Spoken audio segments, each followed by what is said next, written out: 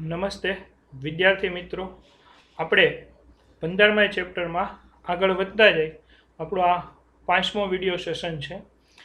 તો એમાં હવે નિવસન તંત્ર માટે જૈવ વિવિધતા અને એના મહત્વ શું છે, જૈવ વિવિધતાનું નિવસન તંત્ર માટે, આ મુદ્દાની ચર્ચા આપણે આ વિડીયો લેક્ચરમાં કરવાના છીએ. હવે કોઈ પણ સમુદાયની જાતિની સંખ્યા નિવસન તંત્ર માટે શું કેટલી મહત્વપૂર્ણ છે? કોઈ પણ સમુદાયની જાતિની સંખ્યા નિવસન તંત્ર માટે કેટલી મહત્વપૂર્ણ છે? આ બાબતના પ્રશ્નોનો જવાબ હાલના પરિસ્થિતિવિદો પણ કોઈ ચોક્કસ રીતે આપી શક્યા નથી કે કોઈ એક સમુદાયની જાતિની સંખ્યા કેટલી ઇમ્પોર્ટન્સ છે નિવસન તંત્રને ટકાવી રાખવા માટેની સ્થિરતા માટેથી.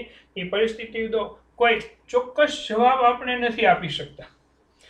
શરૂઆતના દાયકાઓમાં એટલે અગાઉના વર્ષોમાં એવું માનવામાં આવતું હતું, પરિસ્થિતિવિદો એવું માનતા હતા અગાઉના વર્ષોમાં કે વધુ જાતિ ધરાવતો સમુદાય ઓછી જાતિ ધરાવતા સમુદાય કરતા વધુ સ્થિર હોય છે. પહેલા એવું માનવામાં આવતું હતું. શું માનવામાં આવતું હતું? કે વધુ જાતિ ધરાવતો સમુદાય છે એ ઓછી જાતિ ધરાવતા સમુદાય કરતા વધુ સ્થિર વલણ ધરાવે છે, આવું માનવામાં આવતું હતું. આનું કોઈ પરફેક્શન હતું નહીં.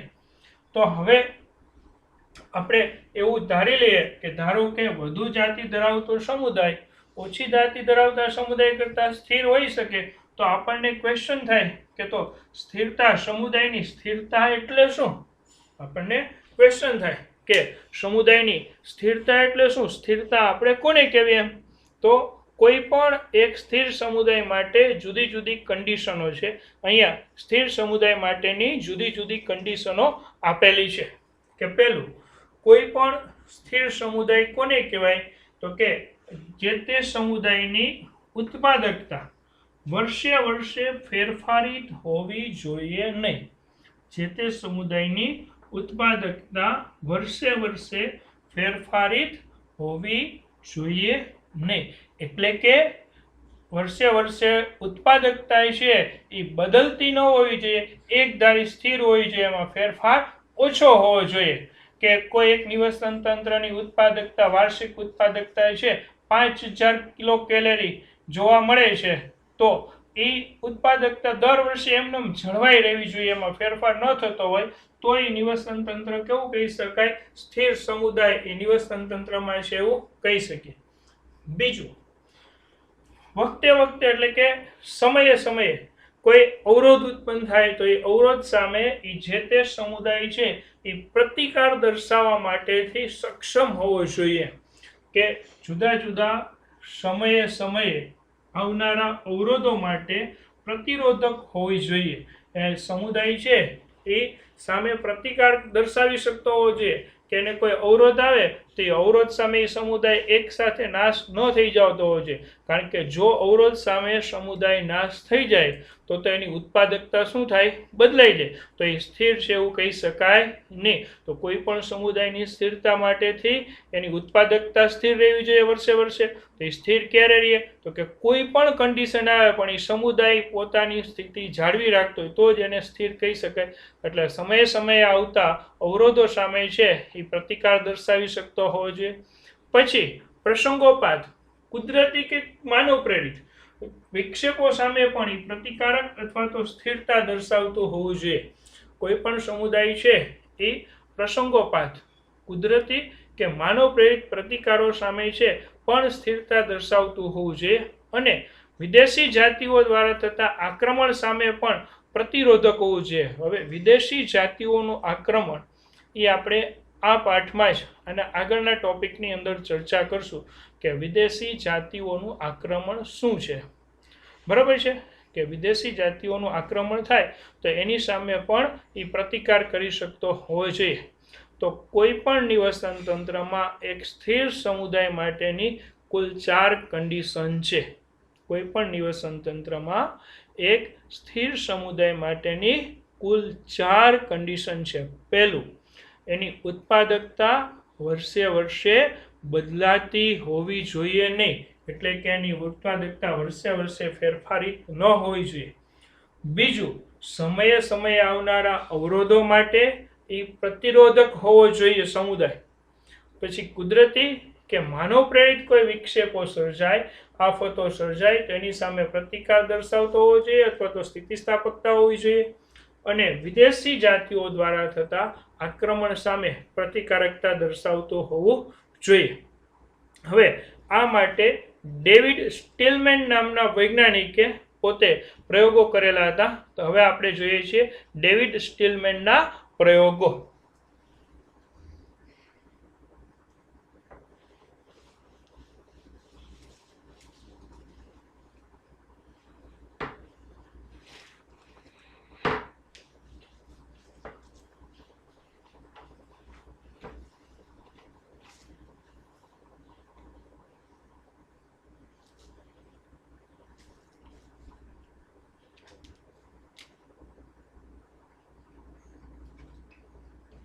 ડેવિડ સ્ટીલમેનના પ્રયોગ. ડેવિડ સ્ટીલમેને સમુદાયમાં જાતિ સમૃદ્ધિ સાથે કેવી રીતના સંકળાયેલું છે એ સમજાવવા માટે પ્રયોગ કરેલા હતા. સમુદાયમાં જાતિ સમૃદ્ધિ કેવી રીતના સંકળાયેલી છે એ સમજાવવા માટેથી ડેવિડ સ્ટીલમેને પ્રયોગો કર્યા હતા. ડેવિડ સ્ટીલમેને પ્રયોગશાળાની બહાર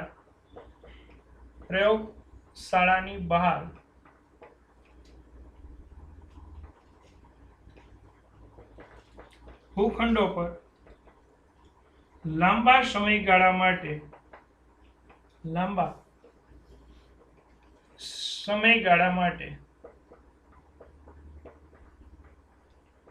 પ્રયોગો કર્યા. ડેવિડ સ્ટીલમેને શું કર્યું તો કે પ્રયોગશાળાની અંદરની પ્રયોગશાળાની બહાર ભૂખંડો એટલે ખૂબ મોટા વિસ્તાર ધરાવતા ખંડ, કોઈ મોટો એવો વિસ્તાર જે એક ચોક્કસ નિવસન તંત્ર ધરાવતા હોય એવા મોટા વિસ્તારો ઉપર લાંબા સમય સુધી નિવસન તંત્રના પ્રયોગો કર્યા. લાંબા સમયગાળા માટે એને નિવસન તંત્ર પર પ્રયોગો કર્યા. ડેવિડ સ્ટીલમેનના આ પ્રયોગો ઉપરથી એને શું તારણ કાઢ્યું તો કે ડેવિડ સ્ટીલમેનના આ પ્રયોગો ઉપરથી એને જુદા જુદા તારણ કાઢેલા. એમાં પહેલું તારણ ડેવિડ સ્ટીલમેને પ્રયોગો ઉપરથી તારણ કાઢ્યા. એમાંનું પહેલું તારણ કે વધુ જાતિઓ ધરાવતા ભૂખંડો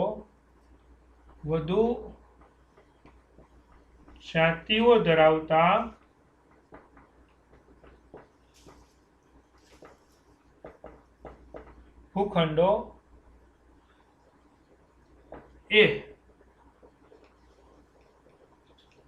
જીવભાર અથવા તો જીવભાર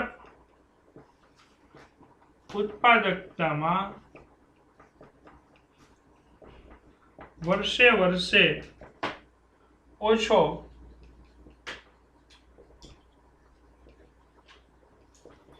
ફેરફાર દર્શાવતા હતા. કે જે ભૂખંડો વધુ જાતિઓ ધરાવતા હતા, આ વધુ જાતિઓ ધરાવતા ભૂખંડો છે એ જૈવભાર ઉત્પાદકતા મીન્સ કે એની પ્રોડક્ટિવિટીમાં ફેરફાર નહોતા દર્શાવતા. વર્ષે વર્ષે એની પ્રોડક્ટિવિટી ઉત્પાદકતા કેવી રીતે સ્થિર રહેતી તેમ ઓછો ફેરફાર દર્શાવતા હતા. ડેવિડ સ્ટીલમેનને પહેલું તારણ છે એ સ્ટીલમેનને આ જોવા મળ્યું. આ ઉપરાંત એને પ્રયોગો દરમિયાન બીજું એક તારણ પણ દર્શાવ્યું કે વધતી જતી વિવિધતા સાથે તેની ઉચ્ચ ઉત્પાદકતામાં ફાળો આપતી હતી. એને બીજું શું જોયું કે ભૂખંડોની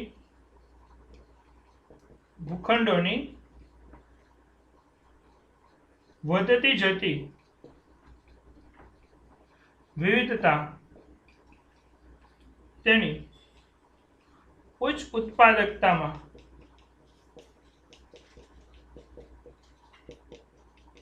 ફાળો આપતી હતી.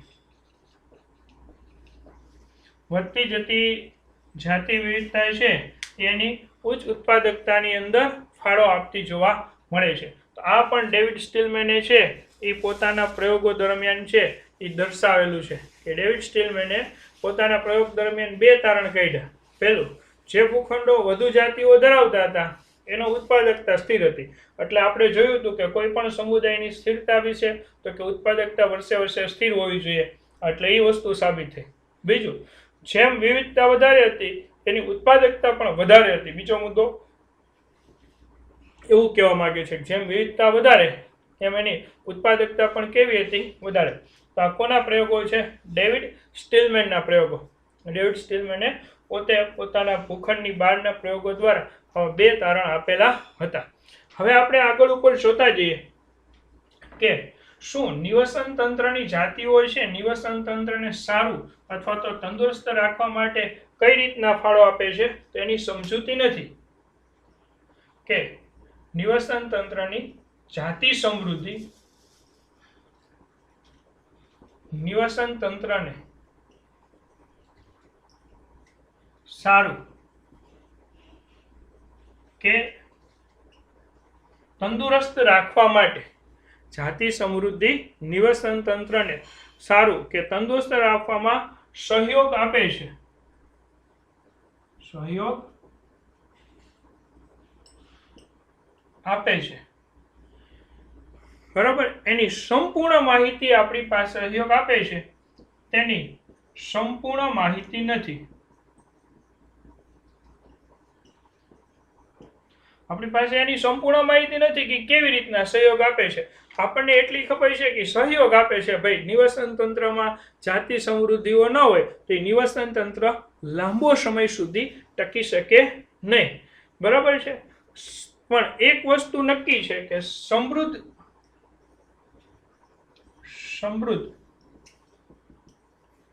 જૈવ વિસ્તાર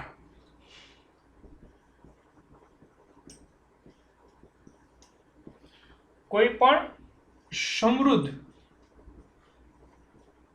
જૈવ વિવિધતા એ નિવસન તંત્રની જાળવણી જ નહીં,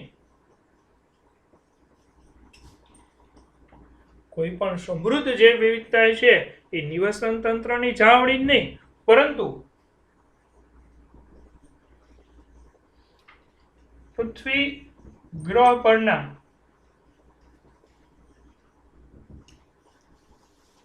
બધા જ મનુષ્ય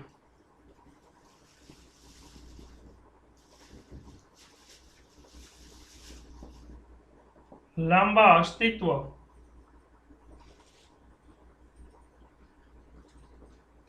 કે લાંબા આયુષ્ય માટે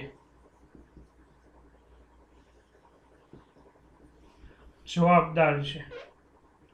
લાંબા અસ્તિત્વ કે લાંબા આયુષ્ય માટે જવાબદાર છે. આપણે જોયું કે ભાઈ જાતિ સમૃદ્ધિ છે એ નિવસન તંત્રને કઈ રીતે સારું જાળવી રાખે છે એ આપને સ્પષ્ટ નથી ખબર. પણ એટલી ખબર છે કે જાતિ સમૃદ્ધિ છે ને એ નિવસન તંત્રની તંદુરસ્તીની જાળવણી માટે નહીં પણ આપણા મનુષ્ય જાતિના અસ્તિત્વ માટે પણ છે એટલું જ જરૂરી છે. પણ હાલના સંજોગોમાં શું થાય છે એની ચર્ચા કરીએ કે હાલમાં ધીમે ધીમે સમય સાથે સાથે જાતિઓની સંખ્યામાં ઘટાડો થતો જાય છે. બરાબર છે. એકદમ ઘટતા જતા દરની ગતિ હાલમાં એકદમ ઘટતા જતા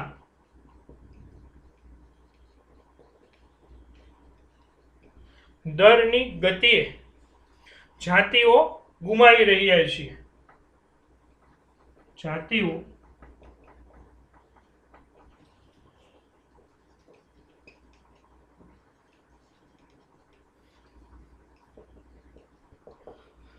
આપણે હાલના અત્યારના સમયની અંદર જોઈએ તો અત્યારના સમયમાં એકદમ ઘટતા જતા દરની ગતિએ જાતિઓ ધીમે ધીમે ગુમાવતા જાય છે. એટલે કે જાતિઓ ધીમે ધીમે લુપ્ત થતી જાય છે. દૃશ્ય આપણે જોવા મળતી નથી. તો શું આ લુપ્ત થતી જાતિની આપણા માનવ જીવન ઉપર તો શું આની અસર નિવસન તંત્ર કે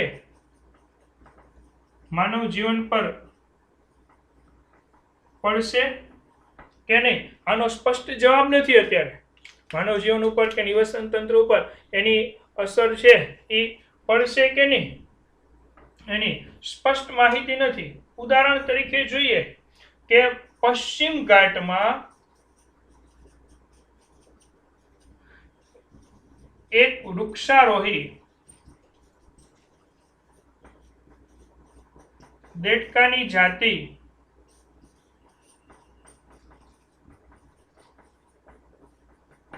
નાશ પામે તો શું પશ્ચિમ ઘાટનું નિવસન તંત્ર અસ્થિર થાય, એમાં ખલેલ પહોંચે? બીજું ઉદાહરણ જોઈએ. આ એક ઉદાહરણ છે. સેકન્ડ ઉદાહરણ અહીંયા લખું છું ઉપરના ભાગે કે બીજું ઉદાહરણ છે કે પૃથ્વી પર 20,000 કીડીઓ છે, એમાંથી 15,000 કીડીઓ જીવે તો નિવસન તંત્ર કે માનવ તંદુરસ્તી, માનવ જીવન ઉપર એની અસર થાય કે નહીં? તો આ બધા પ્રશ્નના પ્રયોગો સ્ટેનફોર્ડના મહાન પ્રકૃતિવિદ પોલ એહરલિચના પ્રયોગ દ્વારા પ્રાપ્ત થાય છે. તો આપણે આ પ્રશ્નના જવાબો માટે પોલ એહરલિચના પ્રયોગની ચર્ચા કરવા જઈ રહ્યા છીએ. ફરીથી પાછું આ ટોપિકનું એક વખત પુનરાવર્તન કરીએ કે ડેવિડ સ્ટીલમેને પ્રયોગો કર્યા હતા. એના પ્રયોગો પરથી આપણને ખબર પડી કે જે ભૂખંડોની અંદર વધુ વિવિધતા જોવા મળતી હતી એ ભૂખંડોની ઉત્પાદકતા અથવા તો જીવભાર વર્ષે વર્ષે ઓછો બદલાવ ધરાવતો હતો, અને વધુ વિવિધતા ધરાવતા ભૂખંડો ઉચ્ચ ઉત્પાદકતા માટે પણ જવાબદાર રહેતા હતા. એટલે આના આધારે એવું નક્કી થયું કે તો જાતિ સમૃદ્ધિ નિવસન તંત્રને સારું કે તંદુરસ્ત સ્વાસ્થ્ય અપાવે છે, પણ કઈ રીતના અપાવે છે એની આપણી પાસે માહિતી નથી. કોઈ પણ સમૃદ્ધ જૈવ વિસ્તાર એ નિવસન તંત્રની જાળવણી માટે જ જરૂરી નથી, પણ સમૃદ્ધ જૈવ વિસ્તાર નિવસન તંત્રની જાળવણી કે તંદુરસ્તી ઉપરાંત પૃથ્વી ગ્રહ પરના બધા જ મનુષ્ય માટે પણ જવાબદાર છે. એટલે જાતિ સમૃદ્ધિ છે ને એ ખાલી નિવસન તંત્ર માટે નહીં, આપણી લાઈફ માટે પણ એટલું જ ઇમ્પોર્ટન્ટ મહત્વ ધરાવે છે. અત્યારે હાલમાં ધીમે ધીમે એક ચોક્કસ સમયના દરથી જાતિમાં ઘટાડો થતો જાય છે. તો શું આ ઘટતી જતી જાતિની આપણી ઉપર અસર થશે?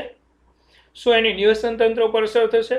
ઉદાહરણ તરીકે જોઈએ કે પશ્ચિમ ઘાટમાં વૃક્ષ ઉપર જીવતી દેડકાની એક જાતિ આખી લુપ્ત થઈ જાય તો એની મનુષ્ય પર કાંઈ અસર પડશે? તો કે એનો સ્પષ્ટ જવાબ ના ખબર પડે. બીજું, કીડીની વિશ્વમાં કુલ 20,000 જાતિઓ છે પૃથ્વી પર. પૃથ્વી પરની કીડીની 20,000 જાતિઓમાંથી જો કીડીની 15,000 જાતિઓ જ બચે તો શું એની નિવસન તંત્ર ઉપર કોઈ અસર થશે કે નહીં? તો આ પ્રશ્નનો જવાબ આપણને આપે છે સ્ટેનફોર્ડના મહાન પ્રકૃતિવિદ પોલ એહરલિચનો પ્રયોગ. તો આપણે પોલ એહરલિચના પ્રયોગની ચર્ચા હવે કરવા જઈ રહ્યા છીએ.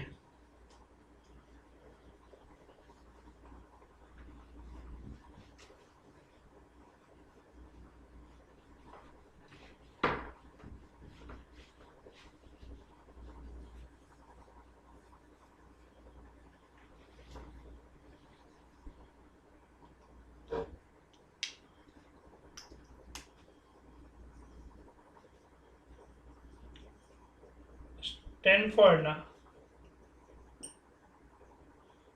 પ્રકૃતિવિદ પોલ એહરલિચનો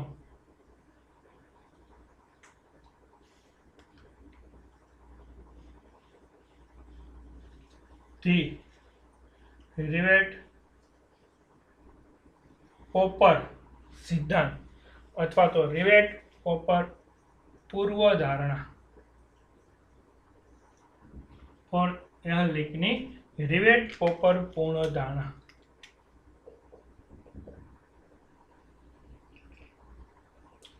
આપણે રિવેટ-પોપર પૂર્વધારણાની સમજૂતી આપી રહ્યા છીએ. આ આખો ટોપિક કોન્સન્ટ્રેશન પૂર્વક સાંભળજો અને સમજજો કે પોલ એહરલિચે તેણે એક વિમાનને નિવસન તંત્ર સાથે સરખાવ્યું. એને વિમાન બરાબર શું કર્યું? નિવસન તંત્ર. વિમાનને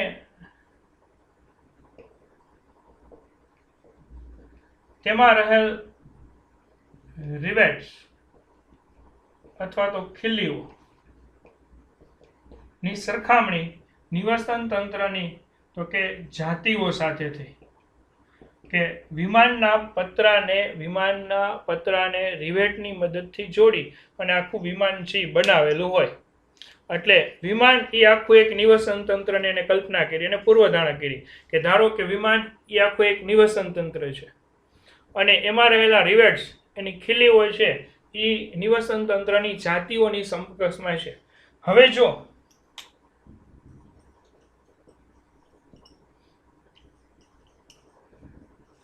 વિમાનમાં આવનાર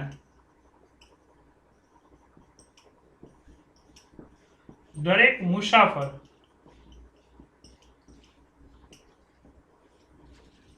એક એક ખીલી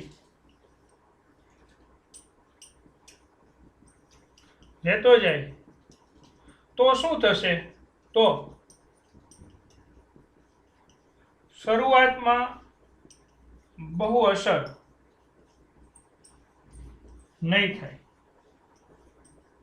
પરંતુ લાંબા સમયે ખૂબ મોટી નુકસાની થાય અને વિમાન ઉડવા માટે સક્ષમ પણ ન રહે. લાંબા સમયે ખૂબ મોટી નુકસાની થાય અને વિમાન ઉડવા માટે સક્ષમ ન રહે. એટલે આ શું કહેવા માંગે છે કે જો એક મુસાફર એક ખીલી કાઢતો જાય, એક રિવેટ લેતો જાય. અહીંયા રિવેટ બરાબર શું છે? તો કે સાહેબ રિવેટ્સ બરાબર જાતિ છે. તો એક રિવેટ્સ બરાબર એક જાતિ છે. એટલે આપણે એક રિવેટ કાઢતા જઈએ એનું અર્થઘટન કે એક જાતિને મારી નાખીએ છીએ. જો નિવસન તંત્રમાંથી ધીમે ધીમે એક જાતિ નાશ પામતી જાય, લુપ્ત થતી જાય, તો એની અસર તરત જ ના ખબર પડે. આપણે ઉદાહરણ લીધું કે પશ્ચિમ ઘાટની અંદર દેડકાની એક જ જાતિ નાશ પામે તો એની અસર ત્યારે નહીં ખબર પડે, પણ પશ્ચિમ ઘાટમાં રહેલી 50% જાતિઓ નાશ પામશે લાંબા સમયે, ત્યારે આપણને એની અસરનો અહેસાસ થશે. એટલે કે ત્યારે કદાચ નિવસન તંત્રને આપણે બચાવી શકશું પણ નહીં. અહીંયા એને પ્લેન સાથે સરખાવ્યું કે પ્લેનનો એક રિવેટ કાઢતા જઈએ આપણે તો એક સમય એવો આવશે કે પ્લેન ઉડવા માટે સક્ષમ રહેશે નહીં. બીજું કે એ પણ મહત્વનું છે, આમાં આ ખાસ યાદ રાખજો કે એ પણ મહત્વનું છે કે પ્લેનના કયા રિવેટ્સને આપણે કાઢીએ છીએ. પ્લેનના કયા રિવેટ્સને કાઢીએ છીએ. જો પ્લેનના સીટના રિવેટ્સ અથવા તો અંદરની બારીઓના કે અંદરના કોઈ રિવેટ્સને ખોલશું તો વધારે નુકસાની નહીં થાય, અને જો પ્લેનની પાંખના રિવેટ્સને ખોલી નાખશું તો વધુ નુકસાની થશે. પાંખના રિવેટ્સ નીકળી જાય તો પ્લેન સાવ ઉડી શકવાનું નથી. એવી રીતના નિવસન તંત્રની આપણે કઈ જાતિઓનો નાશ કરીએ છીએ એના ઉપર નિવસન તંત્રની સ્થિરતાનો આધાર છે. જો નિવસન તંત્રની મુખ્ય જાતિઓનો નાશ કરી નાખશું તો નિવસન તંત્રને બચાવી શકશું નહીં. હું તમને એનું એક ઉદાહરણ આપું કે આપણે કોઈ જલજ નિવસન તંત્રની કલ્પના કરો. જલજ નિવસન તંત્રમાંથી આપણે બધી જ લીલને કાઢી લઈએ, ઉત્પાદકો તરીકે રહેલા સજીવોને દૂર કરી લઈએ તો જલજ નિવસન તંત્ર લાંબો સમય ટકશે નહીં ટકે. કારણ તો કે જલજ નિવસન તંત્રની મુખ્ય જાતિ તરીકે એની ઉત્પાદકતા દર્શાવતી કોણ છે? લીલ છે. લીલ મુખ્ય ઉત્પાદકતા દર્શાવતો જલજ નિવસન તંત્રનો ઘટક, એ કાઢી લઈએ તો ઉત્પાદકતા નહીં રહે. એવી જ રીતે પરંતુ આપણે જલજ નિવસન તંત્રમાંથી કોઈ એક માછલીની જાતિ કાઢી લેશું ને તો આખું નિવસન તંત્ર નાશ નહીં પામે, નિવસન તંત્ર ટકશે ખરી. પણ બધા જ ઉત્પાદકને જલજ નિવસન તંત્રમાંથી લઈ લેશું તો નિવસન તંત્ર ટકવાનું નથી. એટલે અહીંયા એહલિક એવું કહે છે કે પોલ એહલિક એવું કહે છે કે કયા રિવેટ્સ આપણે પ્લેનમાંથી કાઢીએ છીએ. જો પાંખના રિવેટ્સ એટલે મુખ્ય જાતિ દૂર કરીએ નિવસન તંત્રમાંથી તો નિવસન તંત્ર ક્ષતિ અથવા તો નુકસાની પામતું જોવા મળશે. તો આપણે આજે નિવસન તંત્ર માટે જૈવ વિવિધતાના મહત્વની ચર્ચાનો મુદ્દો જોયો. હવે પછી આપણે આના પછીના નેક્સ્ટ ટોપિકની ચર્ચા આપણા નેક્સ્ટ વિડીયોમાં કરવાના છીએ. આશા રાખું છું કે તમને આ ટોપિક સરસ રીતે સમજાઈ ગયો હશે. ટોપિકનો વિડીયો જોયા પછી ટોપિકને બુક્સમાંથી એક વખત વાંચી લેવો અને વિડીયો જોતી વખતે પણ ટેક્સ્ટ બુક સામે રાખવી એટલે સરળતાથી સમજૂતી મળી શકે. અને જો તમને મારો વિડીયો ગમે તો લાઈક કરો, સબસ્ક્રાઈબ કરો અને તમારા અન્ય સ્કૂલના મિત્રોને ફોરવર્ડ્સ કરો કે જેથી એમને પણ ઉપયોગી બની શકે. અને તમને યોગ્ય લાગે તો કોમેન્ટ પણ કરી શકો છો. ધન્યવાદ. નેક્સ્ટ વિડીયો માટે હવે પછી આપણે આગળના ટોપિકની ચર્ચા કરશું.